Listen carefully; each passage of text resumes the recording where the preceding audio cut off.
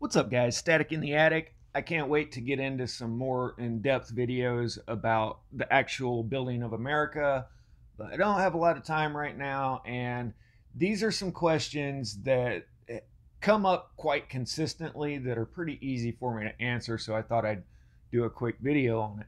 Here's one of the biggest problems I see with YouTube and the internet whenever you get to going on any subject out there is it always winds up being a very myopic point of view.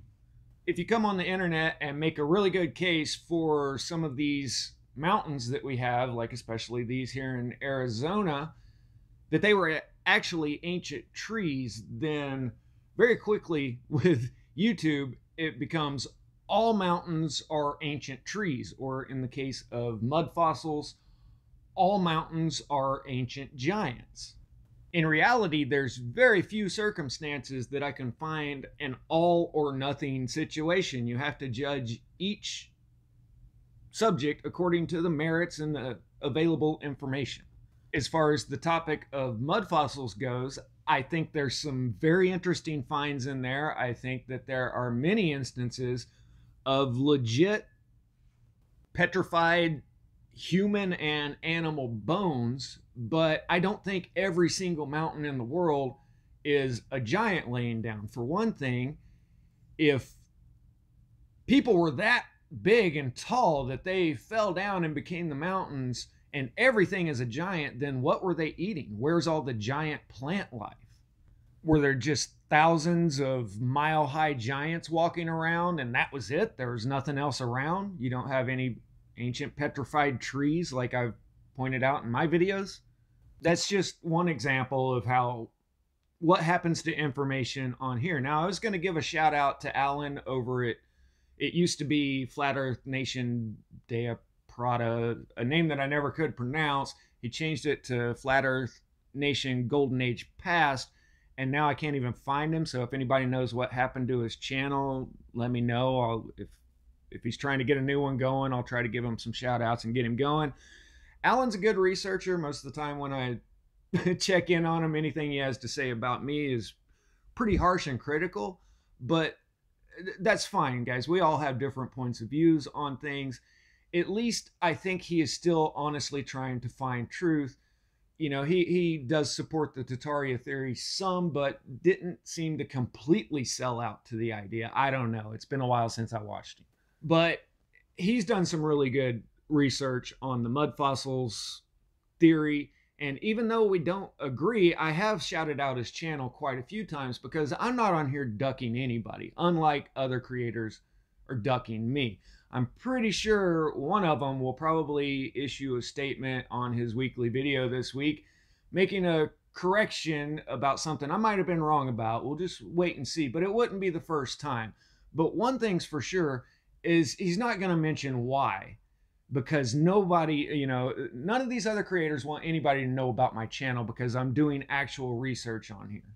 You know, I started out this channel with the theory of there being a reset in the 1800s, and I did a lot of extensive research. And if you guys can prove it wrong, that we don't have a continuous timeline all throughout that history, then you're a better researcher than me, because I couldn't do it. So it didn't take very long for me to have to change my story in order to stick with the truth, because I'd have to ignore all kinds of things like this. All kinds of people out there say, you know, well, in our family Bibles and other family documents, my dad traced our family back 7 generations. No mention of the Tartarians and such in those documents. There's all kinds of these guys. I got a comment from a guy that his history goes back to the founding of New Zealand. And if anybody remembers, the very first thing that I was really trying to figure out, and it took me almost a year to get enough info that I was pretty confident about it, it was an actual timeline of events, exactly when the last reset happened. Now, at this point in time, I firmly believe wholeheartedly that there was a reset between 500 to 800 years ago. These are real, actual events. They could not cover it up and just make it go away, so they had to have some story, which is the story of the Black Death, covering up a modern times catastrophe. Now, if there was a for real reset 500 to 800 years ago, why are so many people on YouTube insisting that there was one within the last 200 years? Well, because if it wasn't in the last 200 years, then that means all those videos about the black and white photos are all in entertainment purposes only. I'll be nice about it. Bottom line, though, is if there wasn't a reset in the last 200 years, then you can't keep making videos just of black and white photos and repeating a narrative. Speaking of narratives, let's just tackle this one first. I put this out, this has been a month ago. The first person to send me a credible source map of Tartaria in America, then you get a shout out. Well, guess what? Out of hundreds of people that commented on here, not one person could email me a map of Tartaria in America, because Tartaria always has been in Siberia, northern Russia, extending all the way over to China. And Grand Tartaria is basically like saying the great frontier. And somehow with the internet rumor mill, Tartaria became, Tartarians went around and built everything in the world and then disappeared, instead of just Tartaria being an old country up in an old area, I should say, not necessarily even a country. Because yeah, they show little dots of towns across there, but on that scale, you're talking about one town every 500 miles or so. I researched this back in the day, and the majority of the structures up there are like this, or even like old Viking longhouses. So if you want to talk about true Tartarian architecture, you're either talking about this or you're talking about this, because still to this day, if you want to go find nomads that have been living the exact same way for thousands of years, go to Tartaria. If you actually look at the flag of Tartaria, then you notice that it is almost an exact replica of the Chinese flag, which to me would indicate that these people are probably of Asian descent, or at the very least, they were just allies of China. I actually have an old Byzantine account of a fireball coming out of the sky and destroying a Tartarian horde. But you know what? Doing videos about nomads that live in tents and log houses probably isn't going to get you hundreds of thousands of views on YouTube like the Tartaria subject does. So it's much better to make them out to be some mythical race that you probably will never know the truth about, because history is just this mess that you could never possibly figure out. So we're going to ride this pony for everything it's worth. At least that's the way some creators are going about this subject. I'm sure some people think I'm a complete a-hole for coming on here and pointing out some of the obvious things that are wrong with this theory. But, the truth is if these other guys would have stuck with the truth, then I wouldn't be doing these videos. These guys have done more damage to people that are actually seeking the truth than anybody else I know. I mean, they're doing a better job than the creators of confusing everybody on what our actual history was. So Tartaria was an idea that started out on a shaky foundation to begin with, and pretty much just sunk from there, in my opinion. And I pretty well lost all respect for the creators pushing the Tartaria and inheritors narrative, because I can't find any truth in it. Now, the mud flood subject, yeah, there's a lot of truth to that, but unfortunately about 90% of everything I see is misinfo on that subject. Just because a building has a deep foundation or a window in the basement doesn't necessarily make it a mud flood. Now, I'm not dogging on Hillhurst here or anybody else that has legitimate questions. That's great. Ask your questions. But if there's answers, don't ignore the answers. Let's see, buildings built between 1930 and 1950. This is after the First World War. I mean, this is very much in our modern technological industrial age. I mean, they had bulldozers and excavators and all that stuff during this time period. They had enough people to fight a world war. So there's no labor shortage in the 1930s to 1950s. As far as any reset happening between then and now, There's people that can still give you every statistic there is about every at bat for Babe Ruth in the, what was that, 1920s? I mean, there was a lot of stuff going on there that people remember very well. The First World War, and then the Roaring Twenties, and then the stock market crash and the Dust Bowl. Guys, we have a very consistent timeline going back to the 1920s. So why would you ignore that? By ignoring that and saying it's all a lie, you're just helping the controllers to erase the sins of their past, like the Armenian genocide. You guys know about that, where 1 million people got killed? Anyway, there's a very simple answer for buildings going down several floors. The bigger the building, the bigger the foundation you need down into the ground to make sure that you don't have any subsidence, and for some good shear value so that when the wind blows, the building doesn't blow over like the mysterious thing that just happened down in Florida, that the building just collapsed at free fall levels. I'm not going to get into it because I don't feel like getting censored anymore. Construction techniques of the 1930s are basically the same as today. Some areas have much better seismic codes, but guys, they dig down hundreds of feet for these foundations. So a few floors down into the ground really doesn't mean anything to me. But here's what a lot of people like to do. They like to ignore the timeline whatsoever and compare apples to elephants like this. I mean, you might as well go watch a verified history channel as to who built the impossible temples of India.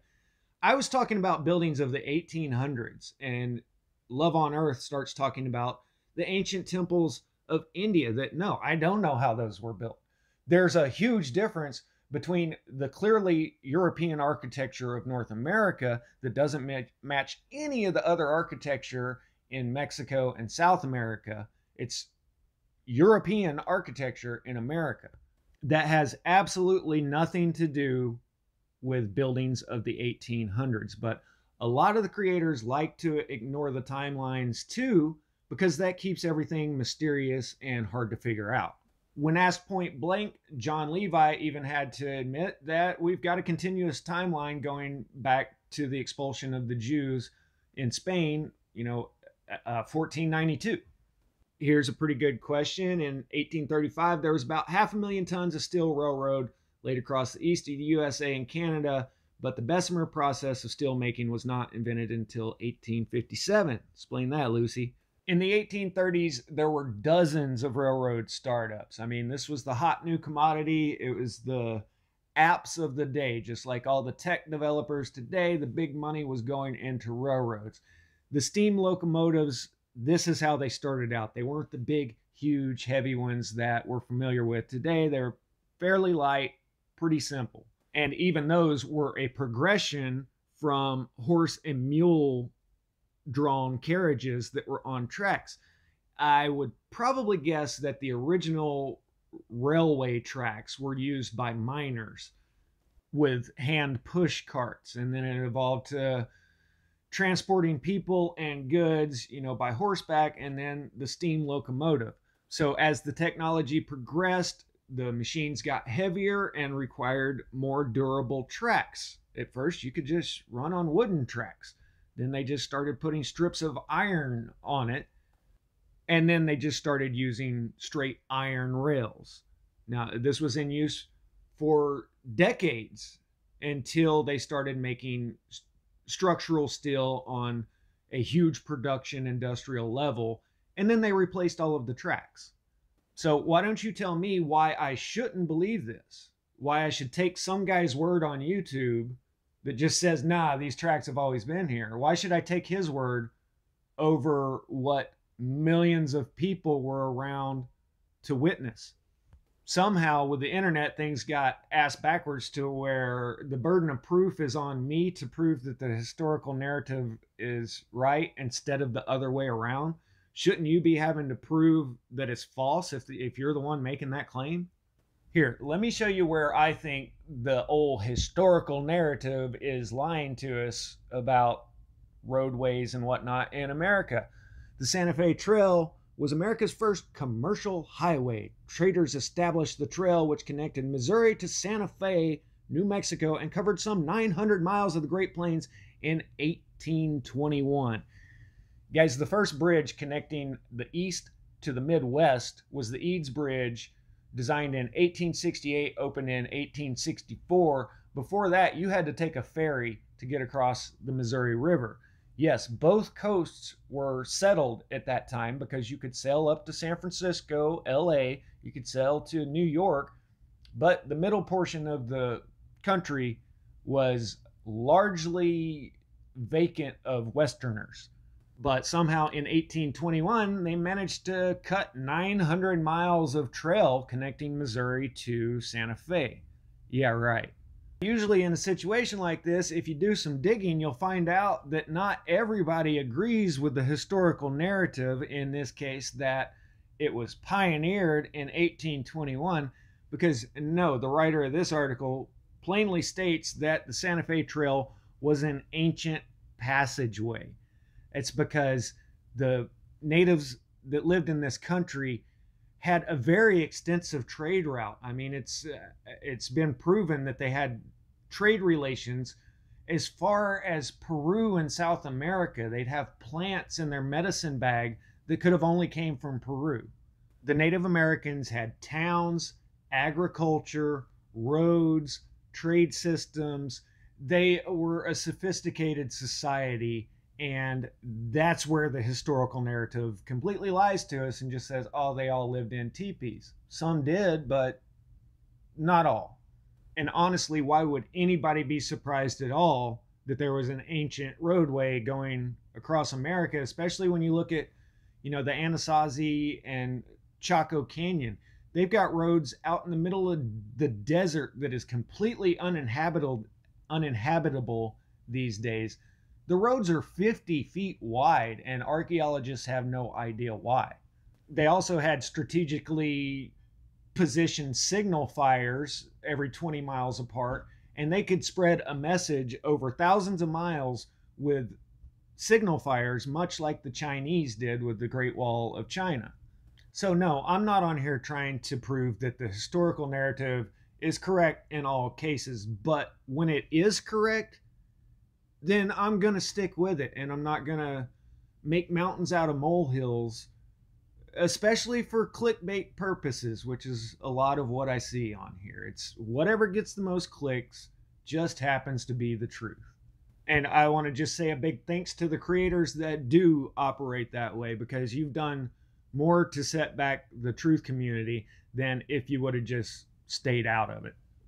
And, speaking of that, I'll just end with this. If anybody knows any good truth channels out there that I should check out, I'd love to hear from them.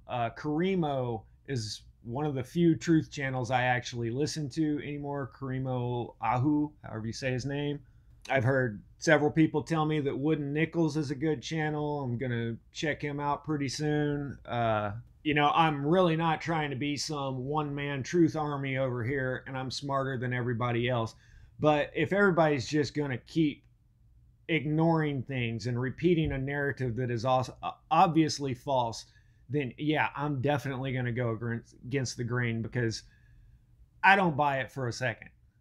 I'd love to collaborate with, other creators that are actually looking for the truth in things. And Andrew, I won't say his name of his channel just yet. We recorded a show a little while back. I want to make sure he still wants to be associated with me, because I know I'm causing a bit of a rift here. But guys, if you're not telling the truth, then you're not part of the truth community. You're just repeating a narrative for clicks. That's all it is. Anyway, static out.